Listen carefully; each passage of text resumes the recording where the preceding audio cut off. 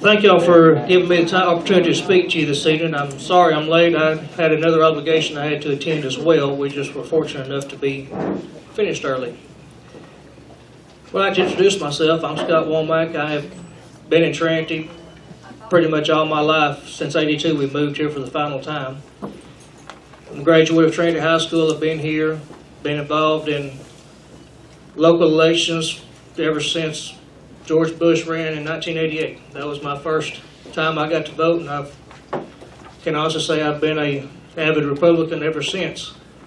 Although the Trinity didn't have a Republican Party to speak of, then if you want to be a member of the voting community, you had to vote Democrat.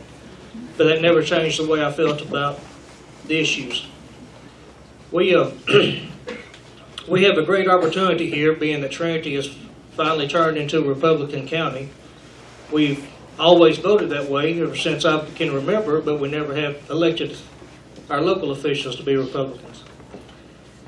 We've also had a great turnout of people here tonight. I'm seeing a lot of people I know, a lot of people I didn't know. But out in the community, we have a little over 10,000 registered voters. And our last election, we voted 4,000, which for state standards and national standards, that's pretty good. For Trinity County standards, that's pretty low. We normally vote well above 45 to 50% at each election. And that's one thing I think that the opportunity has been missed since we have switched over to the Democratic Party, or from the Democratic Party to the Republican Party. We're having a lot less people turn out to vote. And I would like to see that improved. We have opportunities to meet with the seniors at the high schools. We have 4 high schools here. And whenever they leave high school, many of them don't register to vote. Many of them don't know the political process to vote. And I think with the precinct chairman, the county chairman, the elected officials, we have an opportunity to meet with those students and tell them what it would be like, give them the opportunity to have to be a part of their own future.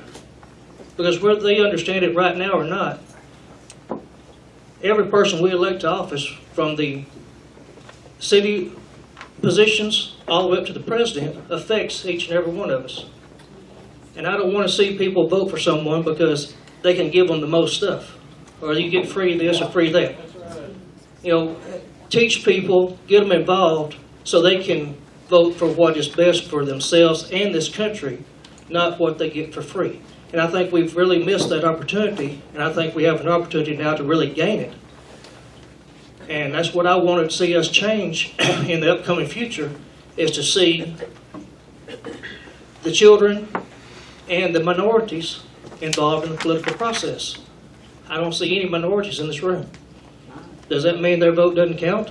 Or does that mean that we've left them out, or have they left themselves out? But as leaders of the community, everyone has a voice. And everyone's voice should be heard. I see that's my cue to quit. But I thank you for your time, and I hope that I kind of gave you a little bit of light of where I stand on the positions.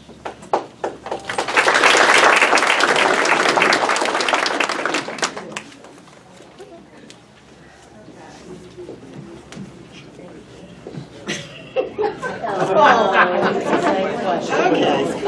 What are you going to do that is different from what the incumbents are doing? I swear we pulled this one out of every envelope, but it's a good question and it needs to be answered. What I tried to touch on earlier is what I want to do is get involved more in the community. You know, all of our politicians are the elected leaders of the community. But every voter has a right to be a leader in the community as well, to get involved. And I want to have this party involved in the community, especially with our young children. Our young children, they don't understand the political process. They're not taught everything they should be taught in school about the political processes. I mean, I know my kids, they come home, they know less about the political process from school than they did when they started school. So they're just being told, hey, let's vote for so-and-so because they can give them something free. But I want to be active in the community, and I think that's where our incumbents have not been, is active in the community.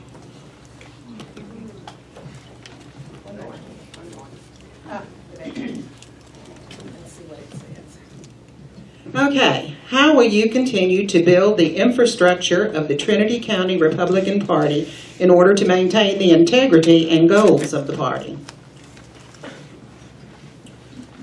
What I've seen is there's been even by the outpouring of people here, there's a good Republican Party base in this room. We have 20 voting precincts in Trinity County, many of which have chairman or precinct chairman, many of which don't. I'd like to see each party have each precinct have a chairman, and have people that were working with them to get out to the people they know. I don't know the people, every person in this county. I know a lot of people from White Rock Creek Pass. There's a lot of people I know in Groveton. There's some people I know in Apple Springs. But there's people who live in Groveton, people who live in Apple Springs, people who live out in Hog Heaven and Carlisle area who know these people. That's where we need to get those people as precinct chairman and subcommittees there to get with those people, get them out to vote, get them involved, and get them understanding what this party stands for.